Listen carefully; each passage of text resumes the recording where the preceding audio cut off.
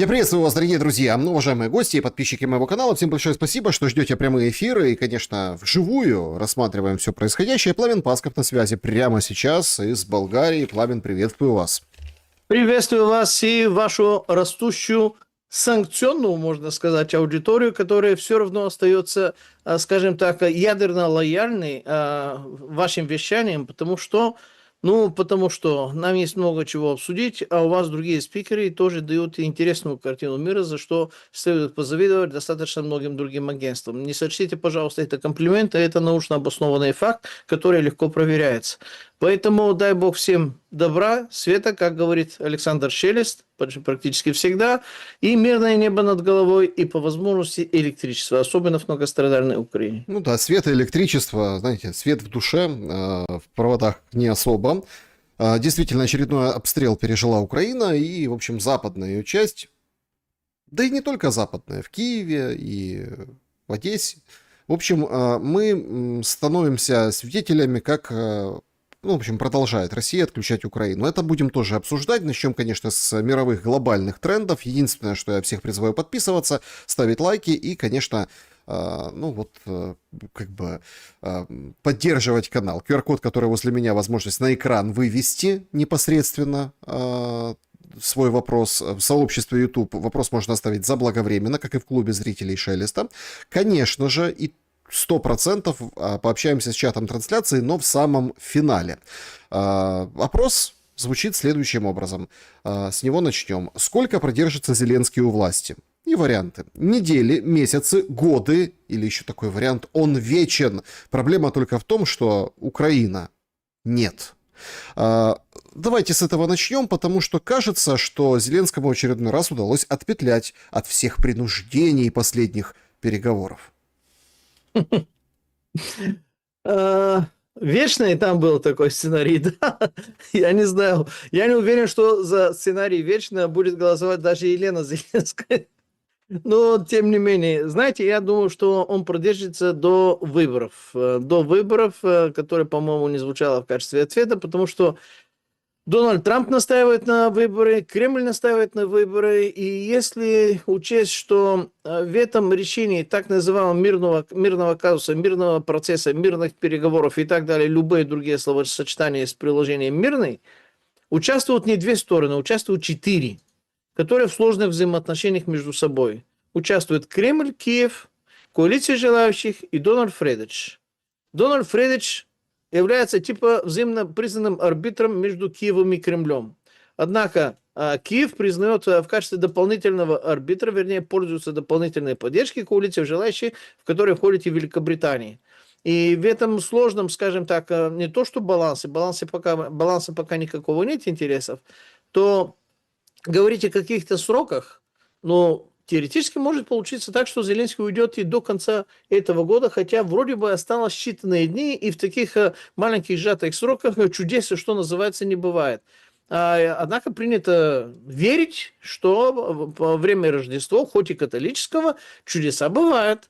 Если будет какая-то пленка не Миндича, а Зеленского на прекрасном русском языке и на очень хорошем английском языке с достаточными долями компроматов, которые в состоянии его снести, как вообще-то корова языком слизла, и громко, красиво, пышно, как политтехнологи американские это любят вообще-то, композировать, можно так сказать, то те, которые проголосуют до конца года, в конце концов, конечно, посмотрим на результаты вашей статистику в конце передачи, но вполне вероятно, у них шансы неплохие. Я бы сказал, порядка 20-25%. Неплохие. А так я до выборов скажу. То есть, друзья, в общем, проголосуйте. Недели ему остаются, месяцы, годы, или он вечен, просто как бы Украина не сильно вечная. Проголосуйте, пожалуйста, в конце подведем итоги. Начнем мы не с этого, хотя это тоже очень интересная тема, и кажется, что, в общем, черный лебедь, он где-то близко, да? Но он какой-то такой альбинос, потому что его окутывают, как бы, что это все, видите, все очевидно, мол, вот так, да, если выборы, то готовимся во время военного положения. Об украинской ситуации поговорим и о том, в общем-то, к чему мы идем на этих переговорах. Я хочу начать с Трампа. Слушайте, ну это нечто такое умопомрачительное. Ночью все ждут, что же он там заявит. Начнет ли на Венесуэлу, так сказать, нападать или не начнет? А что вообще у Венесуэлы? Есть своя коалиция желающих, которые говорят, войска введем, оружие поставим, поможем Мадуро сохраниться против такого-то грозного соперника. Ну, в общем, все так прынышклы, есть такое украинское слово, зачаились и вот так насторожились и ждут. Выходит Трамп и говорит, будет у меня золотой флот. Вот Хексет стоит рядом, не даст соврать. Будем авианосцы, линкоры, в общем, строить будем. В общем, все, бомба. По поводу переговоров, говорит, да, все идут, намекнул на том, что Байден выделил кучу денег, а их разворовали. Ну, это так, про между прочим. Ну, и так, про между прочим, Гренландию. Говорит, ой, слушайте, Гренландию хочу Гренландию. Все как-то, подожди, а что с Венесуэлой? Ну, Мадуро должен сам решить. Я думаю, что вполне возможно, что будем его атаковать. Ну, в общем, опять продает Трамп ожидание нечто эпохального, а сам, ну, проводит свою политику. Манера уже примерно знакомая. Ровно прошлый такой анонсированный выход Трампа, и все связывали с тем, что он объявит о том, что будет денацификация, демилитаризация или как там, декартелизация режима Мадуро, тоже как бы ночью по нашему часовому времени. Нет. Ну, так можно объявлять сколь угодно, разгонять ожидания, что сейчас начнет воевать Трамп, а вы хотите, собственно, там свои какие-то решения продвигать. Почему он себя так ведет и действительно ли вот эта вся история с Венесуэлой это только такой медийный повод, и мы абсолютно не на грани СВО Трампа? Во-первых, я думал, что это мы на грани, и он на грани, он даже больше, чем мы на грани.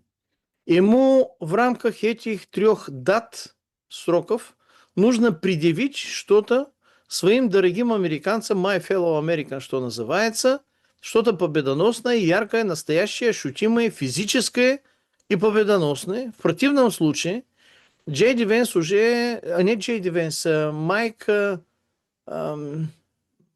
как назывался спикер Палаты представителей? Джонсон. Да, Майк Джонсон уже предварительно сказал, что если мы проиграем выборы промежуточные праймерис в 2026 году, то демократы устроят импичмент Трампа. Самое скверное в том, что в этом их занятии устроить импичмент Трампа, именно поэтому они поддерживают документы Эпштейна вечно живые, и тема Эпштейна вечно живой, и это им очень сильно нужно. В этом деле их поддержит и, наверное, немалая часть республиканской партии, даже часть бывших маговцев, и вполне вероятно даже и Марджори Тейлор Грин. Скорее всего, не только она. И вполне вероятно в этом поддержит даже и Джей Ди Венс, потому что если импичнут президента, кто становится президентом? Смотрим карточный домик, смотрим не только карточный домик, мы прекрасно понимаем, что по субординации и там по иерархии положено вице-президенту стать президентом, потому что настоящего президента импичнули. Так что желающих импичнуть Трампа может внезапно оказаться далеко не одна только демократическая партия США, у которых силенок, но недооценивать это очень глупо. Поэтому Трампу нужно, Венесуэле нужно умиротворить Россию и Украину, но на условия, которые уже обговорены именно в Анкориджи. Но в Анкориджи не было ни Киева, ни коалиции желающих. И именно поэтому Киев, конечно, скорее всего, вряд ли будут спрашивать Владимира Александровича Зеленского, я имею в виду, вернее, ставить в известность в нужный момент. А вот коалиции желающих, особенно главного принципала там, то бишь Объединенное Королевство, договор столетний, который был ратифицирован 17 сентября, не ставить в известности и даже не включать в доли не получится. Не получится, и, скорее всего, это уже вопрос договоренности, сколько и как их пущать. То есть, это и есть главный вопрос. Однако, если мы говорим о Венесуэле, это была главная суть вашего вопроса. Слушайте, с одной стороны, посмотришь, американские военно-морские силы, они такие, что действительно в Венесуэле даже достойный бой, достойное сражение, достойное поражение нечему предъявить. Нет у них таких силенок. Против Джералда Форда с его там армадой, которые в состоянии воевать с государствами, действительно, но нет у них таких военно-морских силенок. Против американских военно-воздушных сил, тем более. Есть там кое-что, что, наверное, войдет в бой и погибнет героически, а может быть и погибнет не очень героически, но погибнет, не получится. То есть военно-морские, военно-воздушные, там, без вопросов.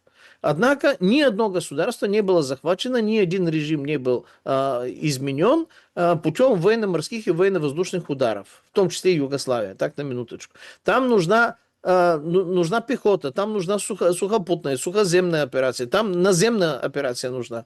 Пойдут американцы в этом новом Вьетнаме? Сильно сомневаюсь. Я почему-то припоминаю, что, знаете, на моей памяти, может быть, я что-то пропустил между конца Вьетнамской войны и между теми событиями конца 20 века, которые я стал следить, ну, по крайней мере, были в моем более-менее сознательном возрасте, но я не припоминал ни одну войну, которую Соединенные Государства затеяли и участвовали, чтобы они участвовали в гордом одиночестве. Всегда они собирали коалиции. Да, в этих коалициях были страны, которые отправляли пару-тройку взводов, роты, ну, от силы там пару-тройку батальонов, но это всегда было дело коллективное. И все другие, кроме британцев и американцев, они были на передовые, они рисковали, и они занимались, скажем так, самыми рисковыми процессами. Здесь, если брать Венесуэлу, если менять режим Венесуэлы, кого позовешь сейчас? Единственное, кого они действительно позовут, и, скорее всего, что-то подобное готовят для осуществления некоторой сухопутной операции совместно с США, это Колумбия. Колумбия, потому что там, мягко говоря, достаточно сложные политические отношения с Венесуэлой. Народ абсолютно одинаковый и в Колумбии, и в Венесуэле. Даже местные, они одинаковые. Я имею в виду индейцы, они тоже одинаковые. Испано-конкистадоры, они тоже одинаковые. И Венесуэла относительно недавно была частью государства, достаточно естественной в своих этнических и политических границах под названием Гран-Колумбия. То есть Венесуэла это эдакая, но если не Украина для России, для Колумбии, то еще раз, это была Гран-Колумбия, в которой включалась и Панама. Сначала отрезали Панаму, чтобы создать Панамский канал, важная логистическая такая штука. А потом раздербанили остальные компоненты, и сейчас Колумбия, это уже не Гран-Колумбия, а Венесуэла это Венесуэла, которая недавно оттяпала район Эсикибу у Гаяны, который, во-первых, составляет 60% территории Гаяны, но территория здесь не самая важная. А важно то, что там есть более 38 стратегических микроэлементов и редкоземов, которые архиважны, они важнее, чем нефть и золото. Хотя там и нефти и золота тоже очень много есть. То есть Венесуэла прибавила, мягко говоря, свою ценность и значимость. Мало того, что у самой Венесуэлы был самый большой запас нефти в мире, ну, разведанный, известный, по крайней мере, а с районом Эсикибу это просто становится таким лакомым куском, что нельзя не захотеть это Вы как-то. мне, смотрите, нельзя не захотеть, это понятно. Вы мне можете объяснить, с какого перепуга нефть и недра Венесуэлы стали вдруг американскими? С перепуга недельной давности примерно новая американская доктрина, которую смело можно, наверное, назвать доктрина не Монро, а доктрина Дон-Ро, в которой доктрина Монро приумножена уже несколько раз в силе. И согласно этой доктрине, которая совершенно очевидно является символом веры для нынешнего овального кабинета, и не только, все это западное полушарие действительно должно вернуться в родную гавань, что называется, в американский залив, который был мексиканским. И, соответственно, все эти страны Мезоамерики и Южной Америки должны повиноваться и подчиняться так, как они, скрежа зубами, и после долгих страданий, подчинялись 70-е, 80-е годы 20 века, а, грубо говоря, в 21 веке, благодаря правлению демократов, они распоясались. То есть сейчас пора их пристроить, приструнить и начинать их эксплуатировать как современные энергетические, в том числе, требования и нужды Соединенных Государств Америки требуют. Соответственно, так что, если такое есть, Александр, очень важно понять, что мир сейчас живет в энергетическом дефиците. Нет, смотрите, еще раз, есть суверенная страна, какая-никакая, нравится, не нравится. Там критикуют Мадуро, критикуют там этих венесуэльцев, а они приходят и говорят, смотрите, мы доктрину написали, теперь все, что было ваше, стало наше, понимаете? В принципе, по большому-то счету, Так можно... Это для России надо выдумывать Украину. А Венесуэла не такая сильная страна, да, хоть и очень там богатая на ресурсы. Но так можно в любую страну прийти, понимаете? Ничего не Так они придумывая. приходят, так они приходят, они так и делают. Вы говорите, суверенная страна. Суверенная, если ты можешь отстоять с оружием в руках этого суверенитета своего. Если ты не можешь его защитить, суверенитет, то он на бумаге. А раз на бумаге, кстати, американцы чтят вот этого суверенитета, поэтому, что такое суверенитет венесуэльский между друзьями, уж извините, скобки закрываются, поэтому они приготовили Мадуру не то, что не суверенная Венесуэла, а Мадуро он незаконный. А раз незаконный, мы вам приготовили два законных президента. Первый это Хуан Гуайдо, который, если нужно, можно достать опять, ну как, очистить от пыли и предъявить. И второе, это Мария Курина Мачадо, которая выиграла вот эту Нобелевскую премию мира, в том числе у Трампа, и которая является, ну, шикарнейшим, вообще-то легитимнейшим кандидатом в президента, вернее, можно сказать, без 5 минут президентом Венесуэлы, которая все сделает. Так что у них все с этими там суверенитетом в порядке, они не хотят трогать суверенитет Венесуэлы, они хотят недра, и они хотят поменять незаконного и террористического, и наркотрафикантского, с их точки зрения, президента Венесуэлы на нормальный, демократический, скажем так, как это, предвидимый, как они любят это говорить, союзнический, если можно так сказать. Ну, коротко говоря, они хотят вернуть свое.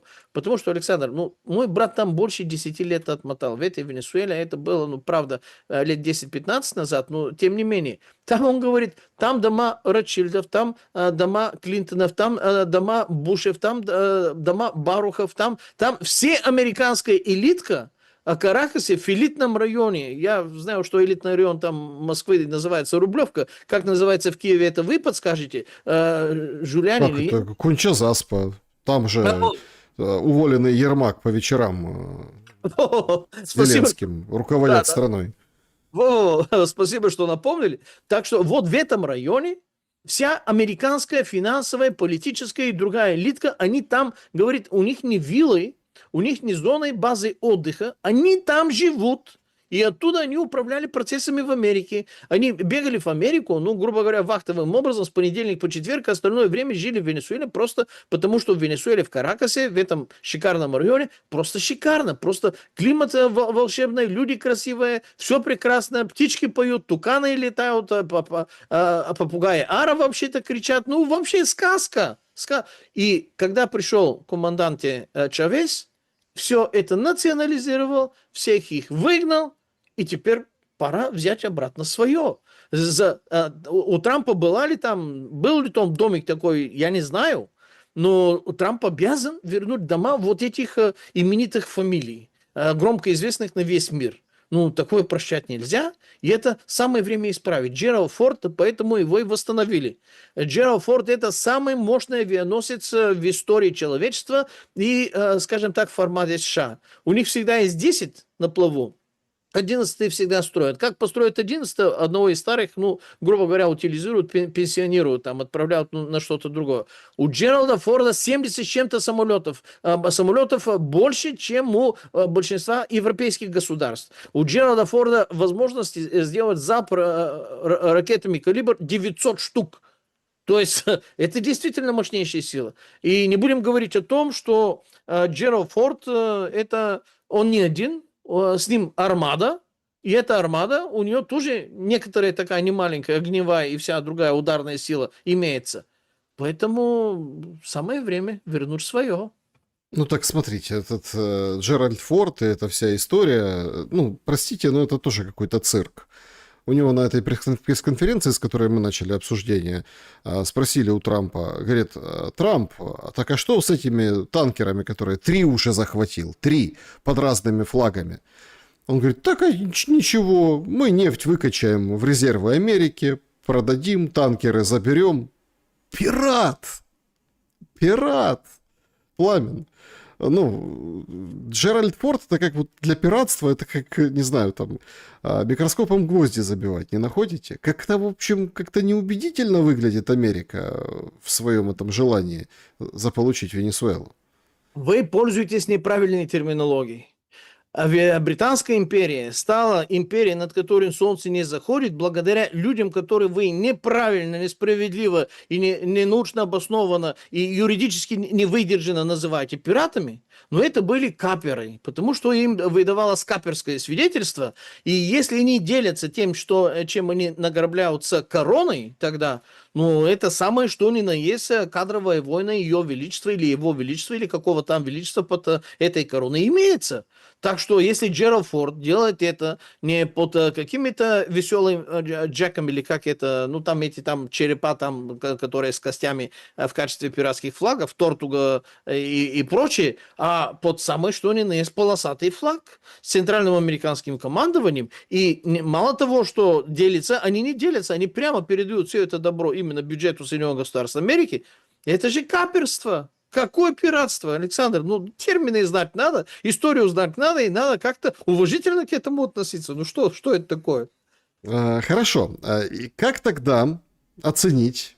Ну, смотрите, если это каперство, я все-таки считаю пиратство, то получается, Пламен, что вполне себе на одной волне с Трампом, который вот это сейчас делает вокруг Венесуэлы, на одной волне и на одной войне с Зеленским. Да, говорит, выделили деньги, ну, там где-то они пропали, куда они делись, непонятно. Ну, собственно, и все. И никто эту тему не педалирует, и никто, собственно, шибко не разбирается в этой истории. Наоборот, переговаривают. Умеров там вот прям живет и прописал вместе с собой этого Гнатова, начальника Генштаба. Последние дни куча переговоров, встреч с Виткофом. Рубио, кстати, не присоединился. Это тоже очень показательный момент, хотя пресса писала, сейчас вот Рубио тоже зайдет и будут и с россиянами общаться. Нет. Но закончилось все очень как-то так на странной ноте. У Умерова и Уиткофа одинаковые посты после переговоров. Одинаковые. Уиткоф пламенно говорит: ох, как хорошо мы встретились, какая замечательная атмосфера переговоров. Венс говорит: прорыв. Правда, решим что-то или не решим. Есть вероятность, что решим, есть вероятность, что не решим. Дмитриев фотографируется в майке, и там его подтрунивают из Москвы, там Ушаков, там и вообще, да, вот кремлевские говорят: ой, мы не понимаем, когда он вернется, надо, чтобы доехал. Ну как, не Дмитриева как бы ковыряют и подкалывают, а подкалывают прежде всего украинскую сторону, которая там вот прописалась фактически, да, потому что все прекрасно понимают, что Дмитриев-то вернется. И все начали, знаете, переговорщики стать, такое ощущение стали, что нет телефона, нет каких-то, я не знаю, средств связи, никто прям не понимает, о чем они говорили, что надо именно дождаться, пока приедет Дмитриев, доложит Путину, дождаться, пока приедет Умеров, доложит Зеленскому, обсудят эти 20 пунктов. Вчера вообще Зеленский начал рассказывать о том, что там какие-то секретные гарантии есть, представляете, в этих документах о гарантиях безопасности и в других документах. Что происходит на переговорах? У нас тупик или у нас прорыв? Но прорыв, который, ну как бы видишь в поле суслика, нет, а он есть. Ну, сказать, что есть прорыв, это, конечно, однозначно нет. Но сказать, что они топают на месте, это тоже самое однозначно нет. Потому что прогресс идет. Это не прорыв, это прогресс. Я абсолютно уверен, что они действительно отрабатывают пункт за пунктом, причем отрабатывают количественно, качественно и, наверное, в каком-то сроке. Почему я в этом уверен? Потому что мистер Ультиматум, он же АК Рябков, который в 2021 году, по-моему, в октябре он сказал, либо НАТО возвращается в границы 1997 года, либо военно-технические средства России вы сейчас увидите Кузькину мать. И Кузькина мать там появилась, правда, 24 февраля. Это даже обсуждать не будем, потому что тонны уже обсуждения есть. Но мистер Ультиматум вышел и по поводу этих переговоров с позиции, с должности, с высоты кафедры своей высказался, что у нас осталось 5 пунктов для уточнения, для решения, по которым мы все еще не достигли до какого-то взаимного согласия. Слушайте, Александр, было 28 пунктов, было 19, было 20, была новая редакция, но их всегда было больше 10, больше 15. Сейчас 5. 5 это, честно говоря, означает, что многие уже отработаны, раз. И во-вторых, я дерзну предположить, что по поводу пару-тройку из этих 5 я могу предугадать, как вообще этот вопрос будет решен. Один из этих пунктов – это членство Украины в НАТО. Членства Украины в НАТО не будет. Правда, для этого придется всем странам, 32 страны НАТО, перезаключать заново договор, в котором нужно добавлять вот эти тексты, которые требуются. Это достаточно такая муторная, нудная, не очень такая простая и длинная процедура.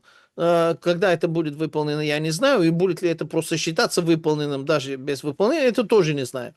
Но так называемая гарантия безопасности, которые все говорят, правда, не уточняют, гарантия безопасности Украины или гарантия безопасности лично Зеленскому, у меня уже почти полная уверенность в том, что даже если есть какие-то формальные гарантии безопасности Украины, которые Зеленский вытребует, он уже все больше и больше имеет в виду свои личные гарантии безопасности, потому что если выборы на носу, то значит, ну уж извините, дальше что называется, цепочная реакция ядерная по списку. Не надо там быть с 7 пядей во лбу.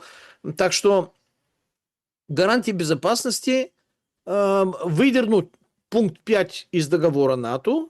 На базе этого, вернее, с помощью этого текста коротенького, который на самом деле ни о чем, но все там влюбились в этом пункте и думают, что он какой-то пункт всемогущий, я не знаю, пункт 5 всемогущий какой-то, все гарантирующий, все защищающий. Так вот, выдернут вот этого текста и оформят его в виде отношений между Соединенными Государствами Америки, коалицией желающих и Киевом. И это должны быть какие-то, взаимно обязывающие такие, как это, если кто-то нападет на США, Украина отправит туда свое войско, защищать Америку, я не знаю, каким образом это произойдет и как они сделают. И я не знаю, даже если кто-то нападет на США, например, Венесуэла, вы думаете, это невозможно? Еще как возможно, только что обсудили. Может быть, коалиция желающих прибежит на помощь США или что-то такое. Ну, коротко говоря, этот пункт 5 они выдернут, и таким образом взаимно обязуют свои отношения. Вопрос в том, Кремль это будет признавать, Кремль на это готов пойти, согласиться? Я думаю, что схавает. Потому что они уже прекрасно знают, что это пункт 5 ни о чем. Пункт 5 это то, что страны и так делают без никакого пункта 5. Все делают то, что считают нужным, возможным, полезным и выгодным для нас. Так что будет это обрисовано пунктом 5, не будет. Но если так сильно настаивает Украина, Америка не против, коалиция желающих тоже вроде бы и с этим согласна. Вот вам пункт 5, и успокойтесь, пожалуйста. Самое главное, самый сложный вопрос, это то, что 4 миллиарда лет уже не производится. Товар достаточно дефицитный и такой, ну скажем так, не увеличивающийся. Земля, территориальный вопрос. Куда, где и как? Будем отдавать Донецкую и Луганскую область в административных границах без боя? Кстати, Зеленский на прошлой неделе это тоже почти согласился, правда, естественно, поставил условия, причем условия, которые на первый взгляд выглядят почти разумно. Если мы отводим свое войско, то Россия должна зеркальным образом точно так же отвести свое войско из этих территорий, и дальше Россия настаивает на то, я эти 5 пунктов сейчас обсуждаю, Россия настаивает на то, что никакие войски НАТО, ни в каком виде, не то что на Донецкой территории, но на территории Украины вообще быть не должно. Я думаю, что и коалиция желающих, и Америка это в состоянии обеспечить. Правда, я не уверен, что это понравится Кремлю, потому что они спокойно могут отправить любые ЧВК, либо любые добровольцы в виде каких-то иностранных легионов, иностранных там бригад, батальонов, которые будут из стран НАТО исключительно, с бюджетами НАТО исключительно, с вооружением НАТО исключительно, с навигацией и с разведданными НАТО исключительно, и всем остальным исключительно. Только шевроны у них будут не натовские. Только шевроны будут какие-то другие. Что понятно, что будут дурить. Это все ясно по этим пунктам. Только откуда эта вся уверенность, что Россия, а сейчас мы видим движение на фронте в одну сторону, его там критикуют, мало, выходит Ступ, говорит, 1% за 1000 дней. Ну вот, повторяет эти нарративы. Но Европа-то уже поплыла. Ну, поплыла. Макрон изменил Мерцу с Мелани. Понимаете? Представляете? Так, я боюсь представить, какую пощечину ему зарядит ее его, ее, короче, супруга Макрона, да, изменил с Мелани и вот так, да, репарационный кредит канул в лету. Теперь это будет выглядеть как налог на Зеленского для всех европейцев. Посчитали, там уже прикидывали разные паблики, в том числе украинцы, что 14,5 евро в месяц должен заплатить каждый, ну, я так понимаю, взрослый европеец, который платит налоги. Вот вы платите в Европе налоги, Пламен? Вот, пожалуйста, на Зеленского 14,5 евро. Вроде небольшая сумма относительно, но с другой стороны, погодите. С чего вдруг? Ну вот так решили. Орбан, как бы, понятно, куражится. Писториус переобувается. Такие вещи выгораживает. То одно, то второе. Ну, в общем, просто что-то несусветное. А все же переполошились по поводу того, что Рютте про дедов и прадедов сказал, что мы будем воевать. Как-то в Европе уже все, как бы разброд и шатание, вы видите? Метания жуткие. И вы на этом фоне говорите, что кто-то войска куда-то отправит. Нет, ну, может, отправят, конечно, под какими-то шевронами постоять, посмотреть и зафиксировать контроль, условно, там, на подмандатной территории над тем или иным предприятием. Может быть, так и отправят. А по сути-то нет. Все сыпется у европейцев. И Зеленский может сколь угодно долго хорохориться, что нам дали на 2 года повоевать, но так этих денег не хватит. Война с каждым годом дороже и дороже. Ну, стоит дороже это все. Поэтому нет такой, знаете, какой-то уникальной цены войны, что нам в год, и вот мы каждый год надо тратить больше, а Украина тратит меньше, потому что ей дают меньше. Ну, это какой-то такой, не знаю, плоский очень, плоский юмор.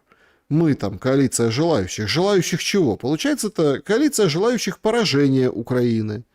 Трамп тоже склоняет к поражению Украины. Путин на поле боя добивается поражения Украины.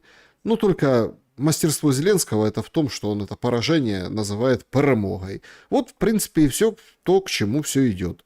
И на этом фоне, ну, простите, пожалуйста, вы о каких-то пунктах говорите, где Россия должна куда-то уйти, отвести войска? А зачем?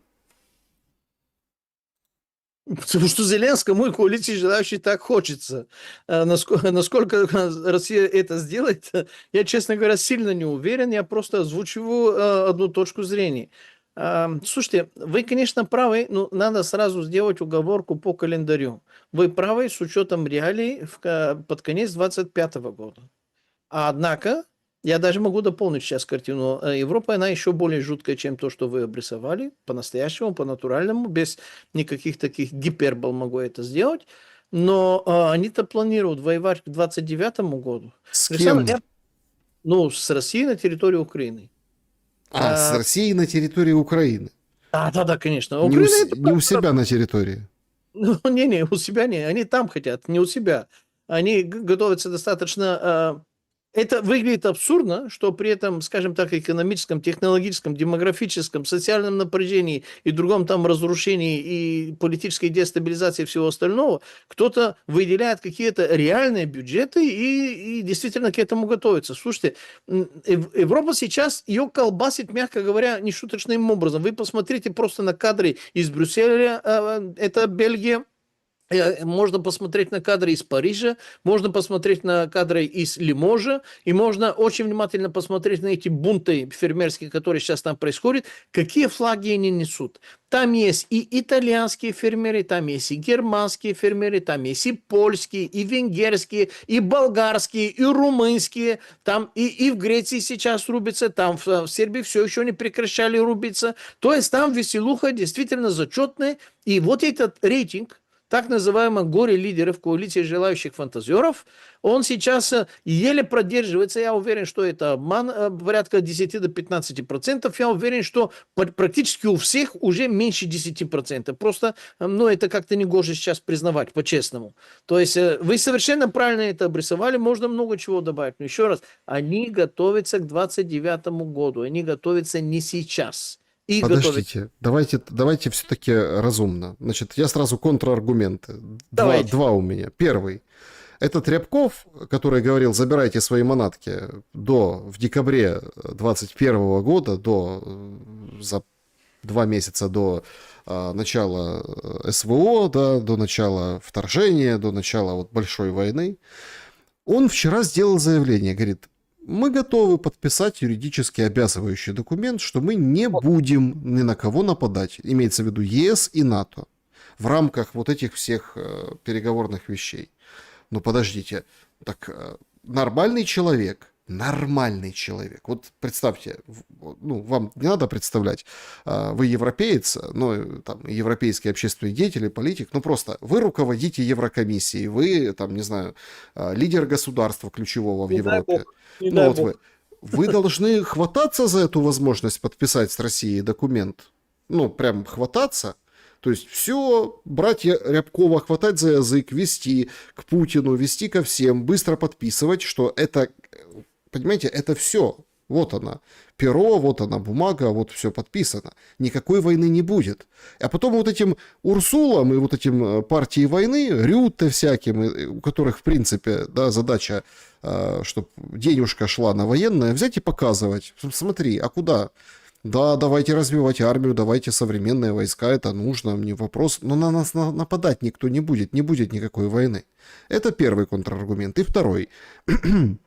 Простите, пожалуйста, а кто будет воевать из Европы в этой вот большой там мировой войне? Кто? Темненькие, чумазенькие, которые приехали. А почему они приехали? Почему там африканцев жалуют, всякие другие страны? Почему?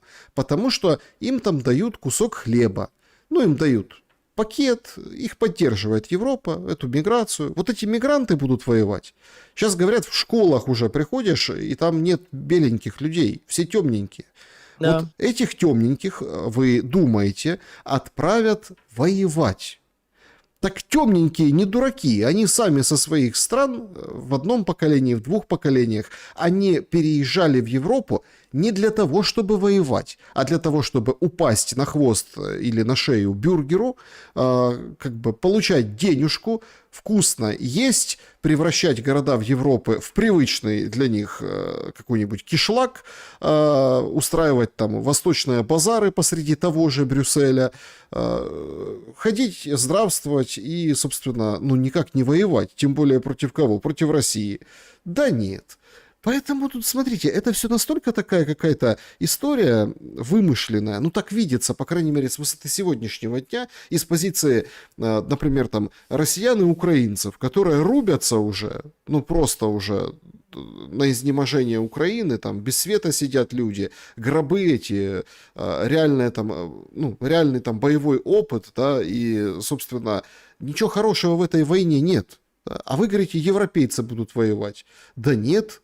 Европейцы будут опять как бы менять население с беленьких на темненьких. А для этого война, собственно, невыгодна всем тем, кого собираются на нее погнать. Александр, я боюсь, что вы из того поколения, которому уже было почти запрещено изучать классовую теорию Маркса. То есть я был предпоследним, может быть, пару-тройку лет после нас, но это уже сказать, что это изучали, наверное, просто присутствовало в некоторых программах, потом это попросту убрали. А заметьте, кто воюет и кто погибает в этой войне. Это война против бедных. Там зажиточные, там богатые, там олигархи. Они не воюют ни со стороны Кремля, ни со стороны Киева. Это война бедных и для русских, которые из России, и для русских, которые из Украины. Потому что они не могут откупиться от ТЦК, их ловят как собак по улицам, они по уши в долгах, кредитах и в ипотеках и так далее. Им некуда и никак не отвертеться. Воюют и погибают бедные, богатые, батальон Монако.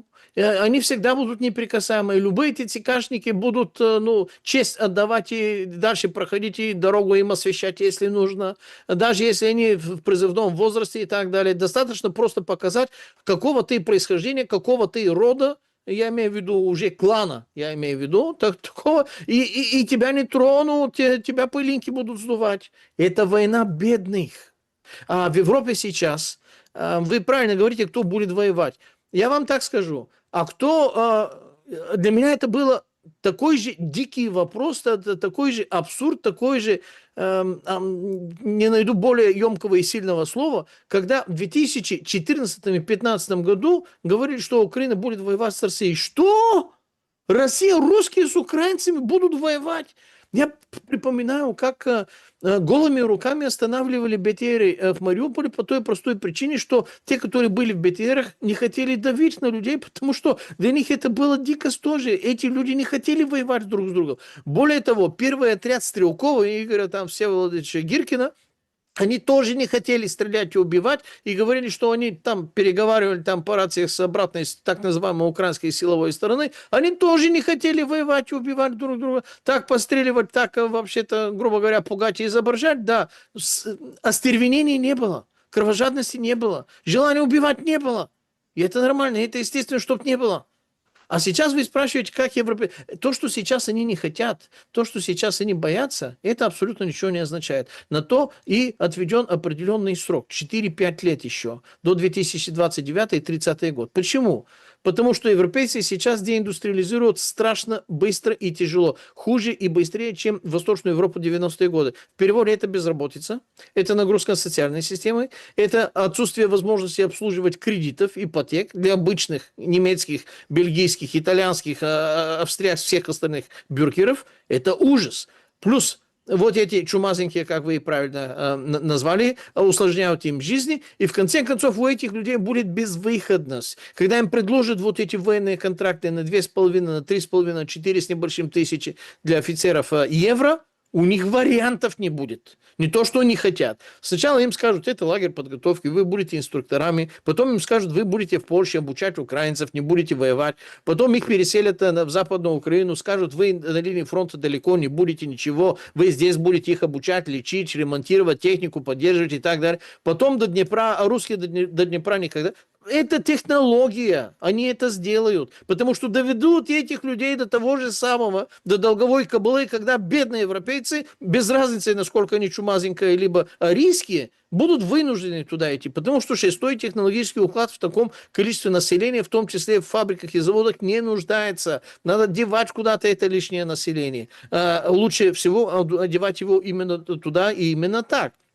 Потому что это идеальная технология. Вы подумайте, как рассуждают вообще-то европейские элиты сейчас. Вот эти, которые сейчас управляют денежными потоками и другими потоками помощи в сторону Украины, они увидели для себя лично такие деньги, которые никогда ни за какой экономической деятельности никогда не заработали бы. Ротшильды и Рокфеллеры, наверное, сейчас там курят нервно бамбуки, им завидуют, потому что вот денежные потоки военные, это титанические. Для Урсулы, для Макрона, для Олафа Шольца, а сейчас для Фридриха Мерца.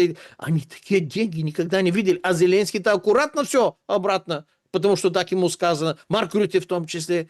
Им сейчас, во-первых, они увидели такие деньги, которые поколение назад им не снилось. Раз. И во-вторых, если сейчас будет прекращение огня и какая-то нормализация мирной жизни, ни боссы не будут сейчас... ревизию делать, снятие остатков и проверять, и будут расследовать, куда ушли эти деньги. Поэтому в режиме войны, в режиме подготовки для войны им обеспечены не просто эти денежные потоки, им обеспечена их личная юридическая безопасность. Поэтому у них есть интересы это делать. А когда вы говорите об этих там чумазиках, Европа, это уже совершенно другое. Опять читаем новую доктрину Америки. Там что сказано? От линии Польша до Италии, там что восточнее, это мы этим не занимаемся, не интересуемся. Европа может сама интересоваться и заниматься. Ну, теоретически, а может быть, даже практически может, потому что план интермариум времен Пилсудского, смотрим межморье от Балтийского до Черного, 2016 год добавили, ребрандировали, усилили, стали уже учения делать именно согласно этим военным планам против России и назвали его «Три моря», то есть подключилась и Хорватия. Вот те, которые в первую очередь должны воевать 26 по 29 год, а к 29 году уже европейские, там, арийские, чумазенькие, неважно какие, тоже должны воевать. Потому что когда нет индустрии, что ты будешь делать с этими людьми? Я вам напоминаю, что случилось 24 февраля 2022 года. Кто-то скажет, началось СВО, началось полномасштабное вторжение и так далее. Не-не-не, ребята, что другое большое, глобальное, не региональное, а глобальное случилось? Исчезла повестка пятница 13 марта 2020 года, намордники и все остальное. И исчезло, как будто корова языком слизла. Если сейчас будет объявлено прекращение огня, даже не перемирие, просто прекращение огня, слушайте, я честно переживаю, что опять вспомнят Всемирная организация здравоохранения, они всегда наготове, у них, скажем так, бигфордовский шнур всегда короткий, масляный, они норовятся вообще-то поджечь его, у них готовые новые пандемии, которые арестуют людей по домам, которые запретят им уличную деятельность, и из которых уже потом легко брать и кидать в качестве, в учебных военных лагерях. Это будет легче и проще и для ТЦК на территории Украины, и для ТЦК, которые будут германские, бельгийские, голландские и так далее. Поэтому вы не переживайте за то, что сейчас европейцы не могут и не хотят. Это все правда. Даже более сильно, чем то, что вы обрисовали. Я готов еще пару часиков это обрисовать. Но суть будет та же самая. Это сделают, потому что под этим есть бюджеты, календарные планы и распределение. Кто, где, когда, как, за что. Им это население не нужно. Производство, я еще раз напоминаю, мой друг, болгарский профессор Фурсов, зовут его Иво Христов, они дружат с профессором Фурсовым, давно, причем, может, более 20 лет. В 2017 году был в Южной Корее. Он сейчас каждый год ездит по несколько недель и в Китае, в Южной Корее, в Индии, и невероятные вещи мне рассказывает. Невероятно не с туристической точки зрения, а с точки зрения, куда большие, скажем так, центры веса мира уже смещаются, и можно ли остановить вот это уже огромное, туптящее мировое сердце Азии, которая уже переплюнула всю планету. Не то, что какие-то страны и регионы, всю планету переплюнула. В 2017 еще раз году, который был, не 10, но 8 лет назад, 68% автомобилей в Южной Корее производились с нулевым человеческим участием. Темные фабрики, одни роботы, и на старте закладывают определенное сырье, на финале выходит, скажем так, изделие. Не работает. Аргумент не работает, Пламен. Ненужное население, Александр. Аргумент не работает. Знаете почему? Давайте. Я вам отвечу, как это, с теорией материализма. А для кого нужны эти автомобили? А это самый интересный вопрос. Я понимаю, вы говорите, если не будет рынка, не будет продажи, не будет наживы, не будет капитализм ради наживы и так далее. Конечно. Все это прекрасно. Только читаем книгу Роберта Пен Уоррена, самый лучший политический роман 20 века «Вся королевская рать». Там есть ключевое слово, помимо того, что весь этот роман на действительные случаи, по-моему, губернатор штата Луизианы, не будем сейчас, пусть все сами прочитают. Доллар хорош только до одного момента. Дальше, больше это только власть. Александр, если мы хотим что-то продать для того, чтобы получить что? Деньги. Ага, деньги. А что с этими деньгами? А мы решаем бытовые свои вопросы, и, может быть, решаем уже какие-то региональные, политические. Ага, да, значит, это уже вопрос власти. Это вопрос власти, который мы деньги конвертируем в некоторую власть. После того, как бытовые свои потребности большие, там, амбициозные, неамбициозные, скромные, неважно, какие мы решили. Слушайте, а если у вас уже есть право решать и определять, что есть деньги на этом мире? У вас уже это право есть, у вас уже эта власть имеется. Вы решаете, что есть деньги, что есть недоденьги, что есть токсические деньги, что есть новые деньги, и что есть деньги, которые никогда деньгами быть не будут, даже на региональном. У вас эта власть уже есть. Зачем вам наживо, когда вы сами решаете, что есть деньги? То есть сами решаете, кому иметь какую-то выгоду, кому иметь какие-то долги, кому какие там наживы, кому какая там прибыль и так далее. Вы решаете, будет ли вообще это. Вы решаете. Мало того, вы говорили там, там показывали, когда была вообще-то история с Миндичем, как, по-моему, в вашей передаче или в передаче там с Юлией Латининой Алексей Николаевич Арестович рассказывал, как приезжали американские деньги на на поддоны, большие такие кубики, которые из самолета вообще-то выгружали в физическом, в натуральном, что называется, виде, и запихивали их там в квартиры, где уже место для таких купюр и для таких грузов, можно так сказать, нет. Знаете, как печатаются американские деньги? Так называемые американские, они федерально резервные. Такой же процесс они использовали и в Ираке для того, чтобы захватить Ирак без боя. Таким образом купили генералитета, всего генералитета Саддама. Таким образом они пользуются по всему миру. Если вы сейчас находитесь в Киеве и зайдете в какой-то обменник, в какой-то банк, приватбанк, не суть, не важно, купите себе энное количество баксов, допустим, 10 тысяч баксов. Они там натуральные, хорошего качества, все практически как настоящие, и может быть даже настоящие. И с этими деньгами, физическими деньгами, вы возьмете полет и полетите в Америку. Хотите туристы, 10 тысяч баксов есть, хочу посмотреть на Америку. И где бы вы ни были, в магазине, в газозаправках, там расплачиваетесь этими баксами. Думаете, у вас их возьмут? Возьмут.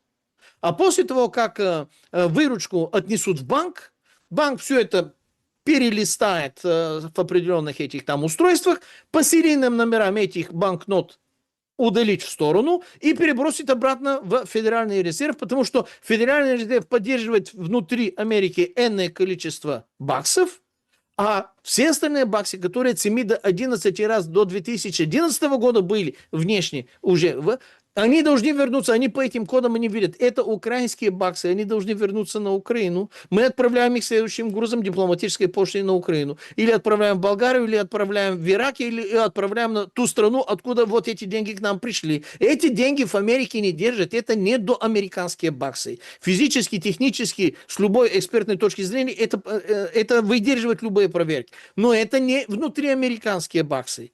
Так работает вся эта система. Так что они с этим именно так и поступают. По-другому им это никак. Они решают, что есть деньги, Александр. Вы это главное нужно понять. Что сейчас ломается мировая система денежно-монетарная. Именно они придумали так называемую крипту. А если кто-то думает, что какой-то Сатоши, какие-то там биткоины, какие-то все остальное решают какие-то, я не знаю, какие-то маги, крипто и интернет, и про компьютерное программирование, вот какие-то, я не знаю, полубоги мистические, такие таинственные, спрятанные, никто не знает, не видел, ни фотографию, ни имейл, не знает никто. А вот это уже циркулирует. Целое государство принимают криптовалюту такую или такую, как официальную форму оплаты. Целое государство. Это неспроста.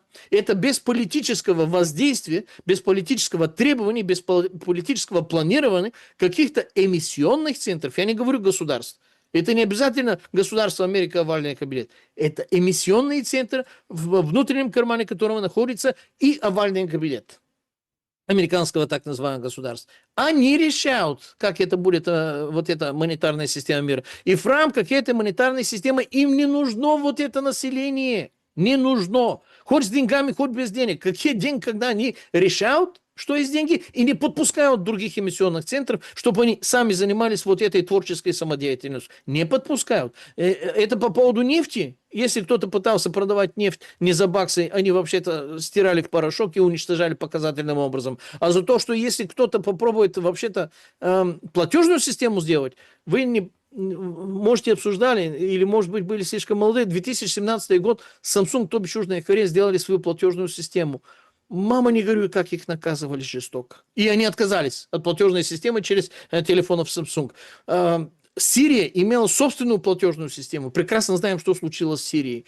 Китай имеет собственную платежную систему. Но с Китаем сейчас ему готовят AUKUS. То есть эмиссионные центры все очень четко и жестко контролируются, сильно больше, чем обычное золото, нефть, газ, петрол, там алмазы, если хотите, что хотите.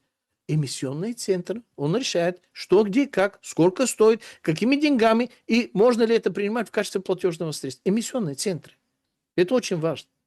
Где находится один из главных операционных, скажем так, центров платежей мира? Он в Америке, что ли? Он в Базеле, в Швейцарии. Вот так и стандарт называется Базел. Хотя... хорошо, тогда давайте, я понял, мы теория конспирации. Нет, теория конспирации. В школе мы к деньгам пришли, хорошо, так а почему тогда, вот это же тоже очень важно, да? Почему тогда взять и не забрать у России активы? А что такое? Раз вот так все легко и просто. Так они их забрали уже. Нет, подождите, официально не взять и не изъять. Мерц с Макроном, что ссорились? по этому поводу. Потому что Макрон говорит, мы не можем, нет, мы не будем использовать российские активы. Одно дело там проценты, вот это все давно уже есть, эта вся история. Так если все так, возьмите, заберите. Еще раз, они уже их взяли. Правда, взяли их те, кому можно и кому разрешено, то есть у кого есть статусы их взять. Американцы взяли 200 миллиардов. Именно поэтому они не отдают европейцам распоряжаться вот этими российскими замороженными активами. И эти 200 миллиардов были согласованы с Путиным еще в Анкуридже.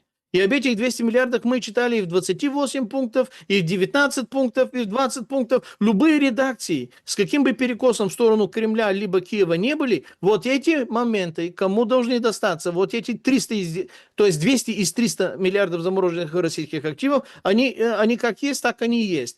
В Японии есть 30 миллиардов, они сказали, что это поддерживать не будут, потому что Япония это военно побежденная страна. В Франции есть 18 миллиардов частных банков, они тоже сказали, мы это не отдадим. И вы правильно сказали, и Италия, Макрон и Мелони сказали, мы эти наши, которые в Франции и в Италии, не отдадим, просто потому что это наши частные. И когда убираем вот эти частные, остаются эти 200, и именно поэтому Барт де Вевер, то бишь премьер-министр Бельгии, такой, мягко говоря, смельчак, ополчиться всему Европейскому Союзу, потому что за его спиной дышит огнедышащий дракон Трамп.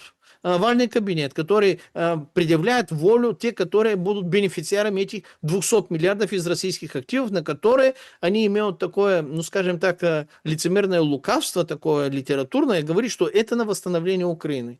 На самом деле в этом есть небольшая ирония, потому что это действительно они будут пользоваться для восстановления тех маленьких очагов, участков и ниток на территории Украины, где будет... Восстановление чего? Восстановление места добычи, инфраструктуры, логистика и портов для того, чтобы извлекать то, что им нужно. Формально это на территории Украины. Порты сейчас лупит Россия. Подстанции лупит. Сейчас, не знаю, там Ровенская, в общем, целый ряд областей. Без света.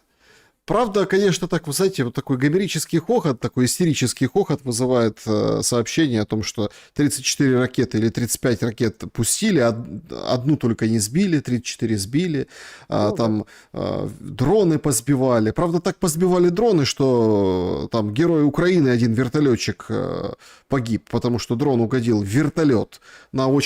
Все обратили внимание, прошлой ночью очень низко летели эти герани, вот очень низко. И, собственно, попали, в общем, не вертолет, а не героя украинского. Такого раньше не было. Вертолет разворотило просто. И сейчас они думают, это как, исследуют, это целенаправленно или нет. Военное, то есть изучают там. Это дроны уже с оптикой есть и спереди, и сзади, понимаете? То есть там они видно, что остается позади, как бы корректировка идет. То есть это вот в таком духе. То есть ущерб же колоссальный. Да. Вот мне нравится, когда вот эта вся мантры о восстановлении Украины идут. Вот Зеленский там говорит, документ подпишем, восстанавливать. Что ты будешь восстанавливать? Еще раз. Смотрите, кто может, вот вы можете объяснить? Это, кстати, еще одна полуконспирологическая загадка, я прям хочу с вами обсудить.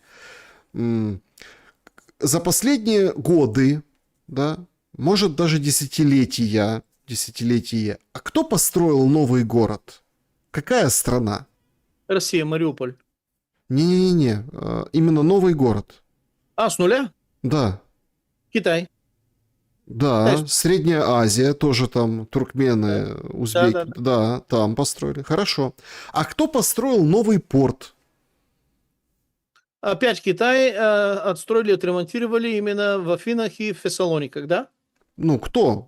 Где та сила, которая построила что-то, вот скажите, пожалуйста, а кто построит, кто строит атомные электростанции, мы знаем тоже, кто построит, условно, новый Одесский порт или новый там, не знаю, терминал для хранения этого масла, кто вот так системно подойдет к вопросу освоения территорий, Американцы. Вот этой разбитой украинской территории? Американцы после прекращения огня. Они отстроят тебе Рени, и Измаил, и Одесса, и даже Николаев. И интересно, слушайте, русская сторона бьет нещадно Одессу и Одесский порт. Там Одесса, русский город, как это, самое прочее, что правда. Ужас какой-то. Одессе там вообще-то им хуже, чем киевлян, им хуже, чем Львов, им хуже, чем всем остальным. А откуда выходили абсолютно все эти морские дроны, которые сбили, практически уничтожили весь российский Черноморский флот, который терроризировал бухту Севастополя, который терроризирует бухту Новороссийска, который нападает на российские танкера в Черном море, который нападает на российские танкера в Средиземном море. С какого порта? С порта Очакова. А что-то прилетало в Очаков? О, нет! Там не британская военно-морская база, но поскольку она не британская, однако однозначно британская, именно поэтому туда не лупят.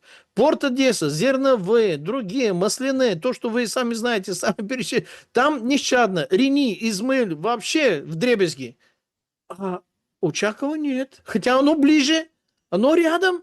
Что называется, автоматной очередью можно с Кикбургской косой догнать до этого самого. Наверное, первые пули туда дойдут. Нет, Очакова нет. Так что вся эта война, вот это клише, это полный сплошной договорняк, это блеклое слово. Это блеклое слово. Это гнусное слово на самом деле. Да, Так что друзья, значит, давайте перейдем к вашим вопросам. Так, заболтались мы с Пламеном сегодня. Сколько продержится Зеленский у власти? 14% недели, 15 годы, месяцы 38 и 33% он вечен. Проблема, что Украина не вечна. Ну, то есть победил у нас месяцы, Зеленскому остались месяцы. Ну и там с горькой иронией, что пока Украину... Ну, с намеком, что пока Украину не развалит, это у нас второе место, примерно одинаковое количество голосов. Спасибо большое, что проголосовали. Что скажете? Ну, я симпатизирую и поддерживаю, я уже сказал кому, но из тех, которые проголосовали за другие варианты, я прекрасно понимаю, что им очень жаль, что не могут проголосовать за больше, чем один вариант. А так, действительно, я знаю, технические ограничения есть в Ютубе. Друзья, вы поймите Александра, я тоже делал такие опросы. Там нельзя больше 4 ответов дать, раз. И во-вторых, там есть ограничение по количеству знаков до 35. То есть какой-то развернутый ответ ты не можешь написать, даже если, конечно, знания и желания твои это подсказывают. Поэтому наши опросы с этими, вообще-то, техническими некоторыми ограничениями, что я скажу? Ну, я скажу, что я настаиваю на то, что до выборов, ну, в лучшем случае, до после выборов, ну, непосредственно после выборов, потому что после выборов для него начнется, ну, досье, то же самое, что с Эпштейном. То же самое, что с Эпштейном. Поэтому где и как вы говорили там, как они воровали, как они... Слушайте, у Зеленского есть огромное обеспечение насчет этих денег американского налогоплательщика, который он, ну, скажем так, честно наворовал. Ну, честно, потому что надо рассчитаться и с обратной стороной, с Демократической партией, со всеми остальными. У него есть ранчо, которое напоминает сериал Yellowstone, если кто-то, если на территории многострадальной Украины его смотрели, если им вообще это сериалов, естественно, где чем было знаменито вот это ранчо Даттона в штате Монтана, на границе штата Вайоминг, что оно самое большое ранчо в Америке, и оно может быть даже больше, чем самый маленький штат в Америке, Роуд-Айленд. Технически, теоретически, по количеству квадратных метров акров там или гектаров, это действительно так. Но поскольку это ранчо было киношное, а Зеленский-то купил настоящее. И оно действительно больше, на процентов 20, чем то, что было раньше Даттонов, Йеллоустоуна, на случай, если вы это смотрели. Так что у Зеленского есть обеспечение за эти честно наворованные бумажные купюры специфические. Так что, если что-то с ним, они просто землю у него отберут. Они просто землю... Если он придет в свое ранчо, окажется, что мой дом, моя крепость, это не всегда работает. Там, куда врываются Secret Service, ФБР, ЦРУ и другие подобные, не дай бог, агенции национальной безопасности, ну, твоя собственность, это твоя собственность, но мы из-за тебя пришли, не за твою собственность. Так что уж извини, тебя ждут несколько пожизненных сроков в нашей американской тюрьме, мемуары там будешь писать. Наверное, тебе есть много чем поделиться, а мы будем решать, какое издательство потом это будет публиковать. Это в лучшем случае. Это Да. в лучшем. Значит, по поводу вопросов. Поехали, начнем с клуба зрителей. Как Пламен видит дальнейшее развитие Болгарии? В чем идея Болгарии сегодня? И очень много вопросов. Петр задает вопрос, и другие зрители на электронку пишут. Опишите, что происходит в Болгарии и протесты, которые там происходят.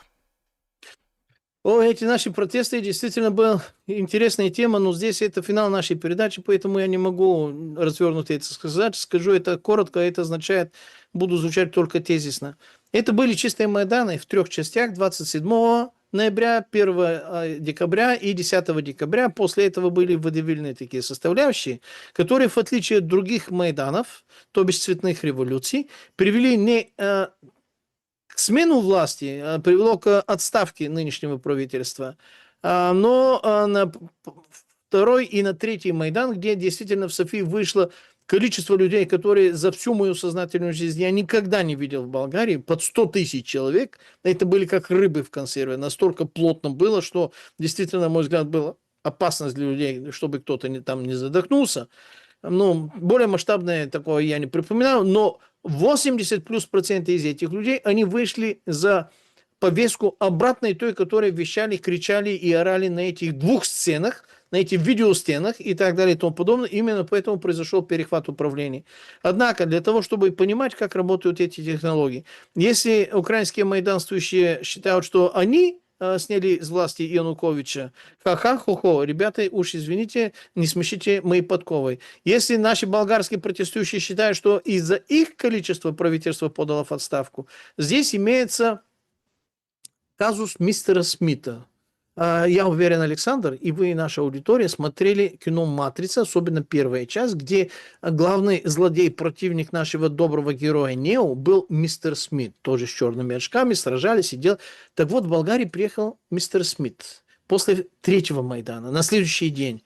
В буквальном смысле мистер Смит, мистер Кристофер Смит, который отвечает за какую-то Евразию к американскому департаменту. То есть, видите, они не разделяют на Европу и на Азию. У них Евразия, они там вообще-то неплохо ориентируются.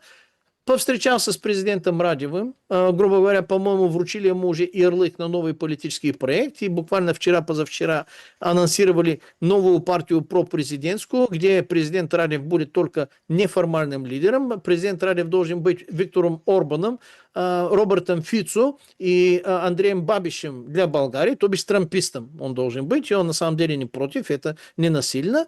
Повстречался и пофоткался с Бойко Борисовым. Почему? Потому что Бойко Борисов это не то, что он премьер-министр, но нынешний премьер-министр это его назначение, он держит его в своем левом внутреннем кармане, ведет его как маленький чихуахуа на поводке, и что ему скажет, то и делает этот премьер-министр. Соответственно, Бойко Борисов сразу после встречи с мистером Кристофером Смит сказал Росину Желязкову, то бишь вот этот соломенный человек, и он бросил свою отставку даже до того, как на следующий день в болгарском парламенте должны были голосовать вотум недоверия правительству после этого большого 3-го майданного митинга.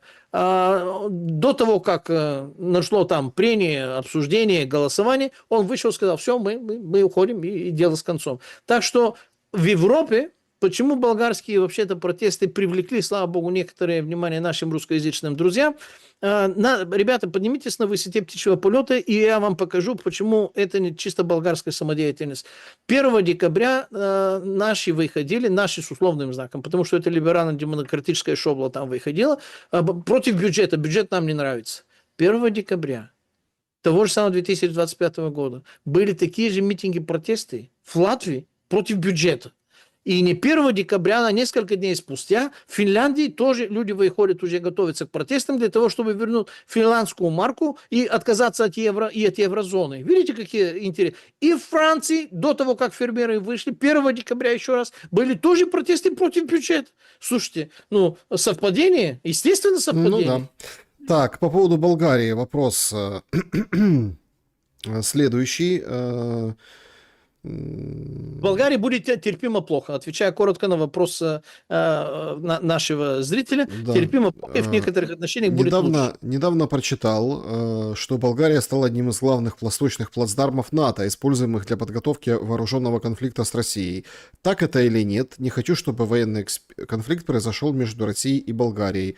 Он возможен или нет? С уважением отношусь ко всем болгарам. Это достаточно сложный вопрос, потому что С одной стороны, Болгария военно-оккупированная страна, ровно так же, как и Германия военно-оккупирована американцами страна. Военно-оккупированная не НАТО, а именно американцами. Есть самая большая американская военно-воздушная база после Рамштайна, которая находится в 40 километров от Софии, то бишь Бонстил Кемп, это в Косове, между Гнилиной и Урошевац. В Болгарии есть 4 такие американские военно-воздушные базы, и есть военно-морской центр НАТО недалеко от Варны, который тоже американцы строили, построили и в Румынию, там Михаил Кугалничану, военно-воздушную базу и военно-морской порт. Однако это было как раз в эти демократические времена Америки. Сейчас, когда Трамп у власти, вполне вероятно, вернее, не вполне вероятно, здесь тоже сократили количество американских войск, как и во всех американских базах по всему европейскому континенту. Так что здесь есть не натовская, а именно конкретно американская военная оккупация. Количество бойцов здесь сокращено. Трамп не рассматривает Россию как враг, поэтому если буквально год назад такая вероятность, то, что наш зритель сейчас спрашивает, физически ощущалось, мы очень были в большой тревоге и проводили постоянные митинги, требования, Болгария зона мира, Болгария за нейтралитет и так далее. Но это постоянное давление мы оказывали. Я понимаю, что там это у вас не видно, не обсуждалось, потому что у вас проблемы более серьезные, чем наши эти самые. Но так оно и было. У нас целые организации, сословные, учительские партии, внепарламентские партии. То есть все этим занимаются очень активно. И любая власть прекрасно понимает, что эта тема, мягко говоря, сверхчувствительная и очень... очень такая острая для болгарского общества. Чем больше они начинают говорить о том, что Украина там нуждается в нашей военной помощи и нужно там воевать, тем больше людей выходит каждый год 3 марта в Болгарии на щипки и по всем остальным большим городам Болгарии оказывать поддержку России, российскому царю, императору Александру II, освободителю Болгарии. И таким образом, пользуясь вот этим историческим поводом, исторической датой, когда был подписан Сан-Стефанский мирный договор между Российской и Османской империей в пригороде Сан-Стефану, недалеко от Стамбула тогда. Сейчас это аэропорт Ататюрк на этой территории. В Болгарии войска, все больше и больше русофильских настроений, я это хочу сказать. Чем больше они на это настаивают, тем больше усиливаются даже колеблемые либо нейтральные люди, они становятся на стороне России.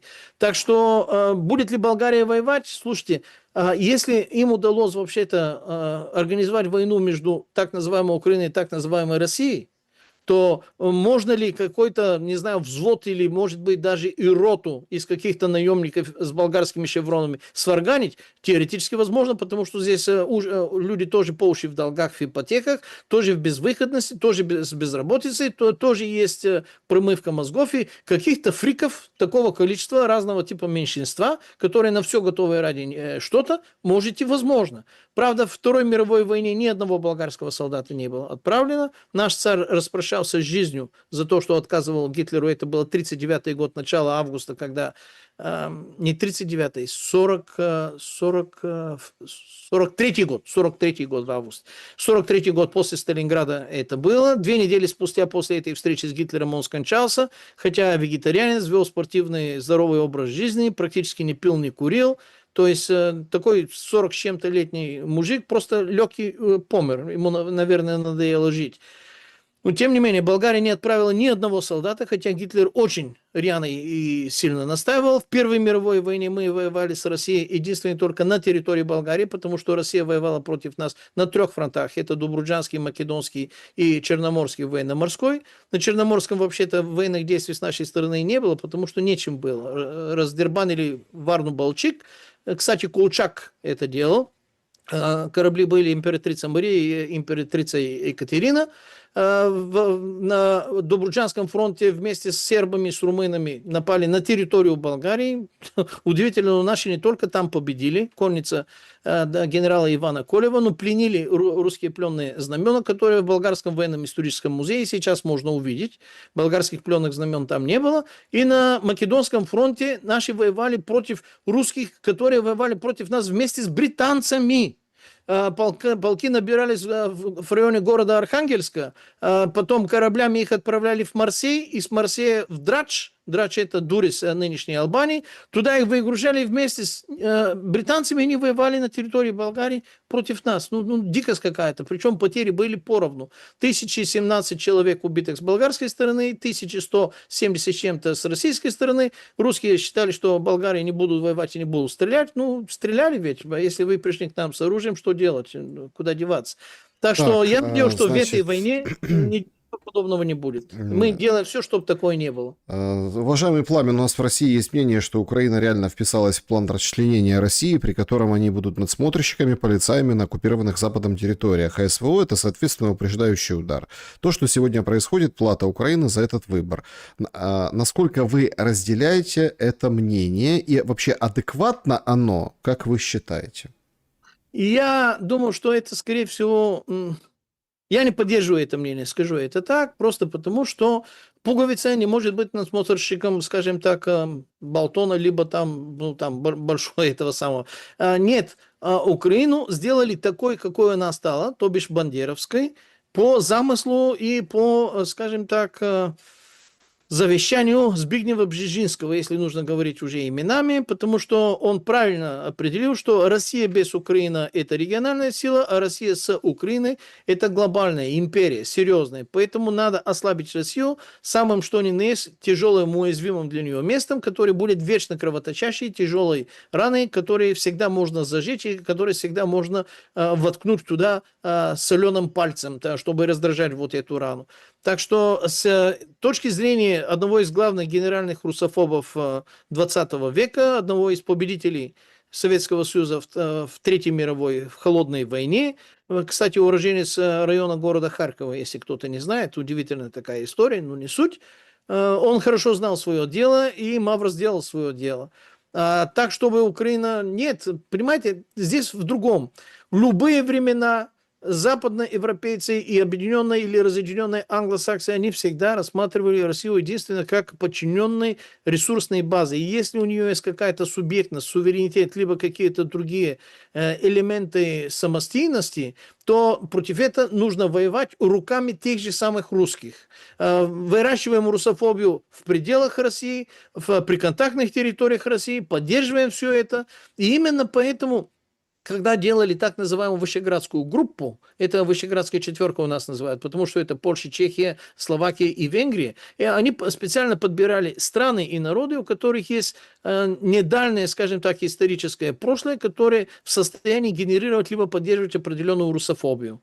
И они должны были быть НАТО внутри НАТО, им разрешили оставить абсолютно все советское военное оборудование, им разрешили оставить весь советский военно-промышленный комплекс, который размещался на их территории. Они производят очень многие вооружения, в том числе и те, которые сейчас воюют на своих территориях.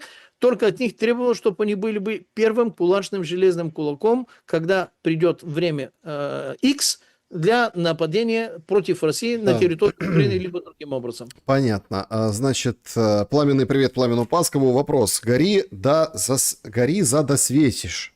Болгарский фильм о Второй мировой войне 42-44 годы. Подпольщики, нацисты. Смотрел когда-то в детстве. Сейчас не могу найти. Невозможно прям. Он что, уничтожен?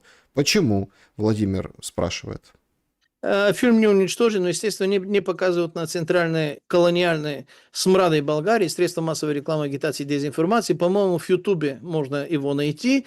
Либо есть такой торрент у нас в Болгарии, Зелка, как зелень, грубо говоря, называется. Там есть многие болгарские социалистические фильмы, в том числе и вот такие добротные, хорошие, идеологические, которые находятся, и каждый может отсюда это скачать, смотреть и так далее. У нас тоже такие, ну, скажем так, партизанские методы сохранения вот этой исторической памяти. Современные показывают исключительно американское кино. Даже не французское, даже не итальянское, даже не британское, по поводу германского и так далее не будем говорить. Исключительно, единственное, только американское кино. Так что совершенно очевидно, кто победитель в Третьей мировой войне. Достаточно ясно. Значит, вот такой вопрос.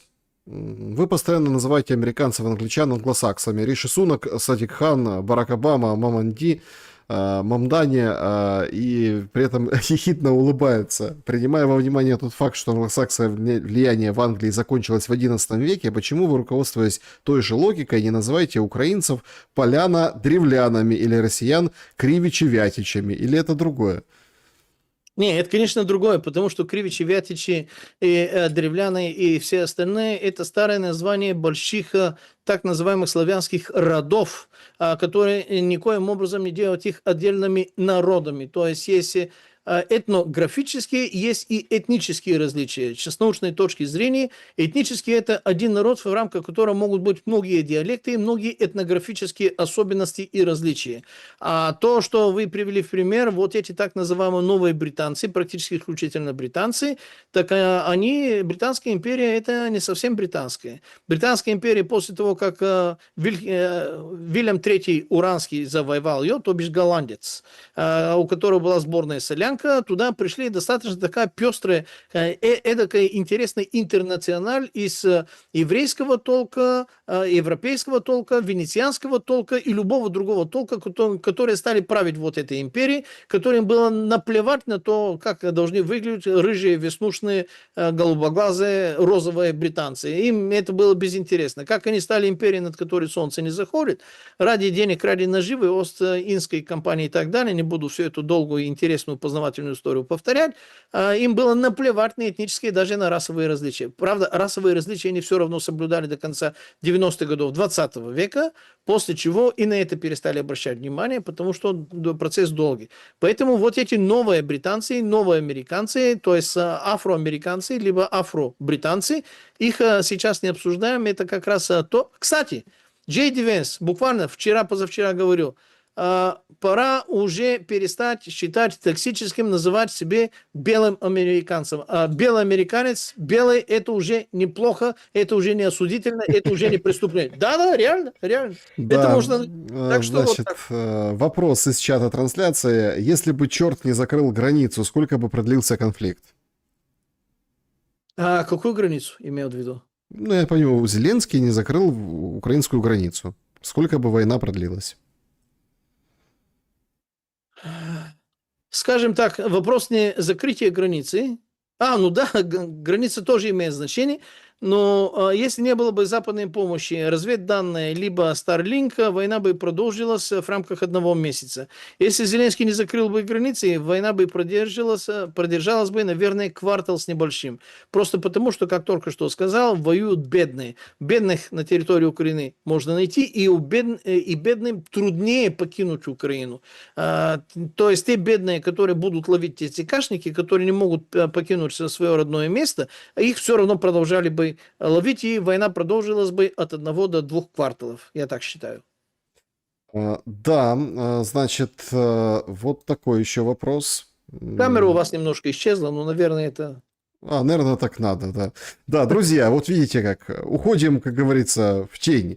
Всем большое спасибо за вопросы, спасибо большое за то, что присоединяетесь, спасибо большое за то, что были на сегодняшнем прямом эфире. Пламен Пасков, спасибо за время и мысли. Братья и сестры, товарищи, дамы и господа офицеры, господа не пьющие, не офицеры, друзья, не друзья, враги, противники, троллы и боты, вы тоже люди. Выключите, пожалуйста, телевизоры, включите мозги, и все у вас приложится. Всего вам доброго, будьте с нами, продолжение обязательно следует. Да, друзья, всем добра и света, увидимся обязательно.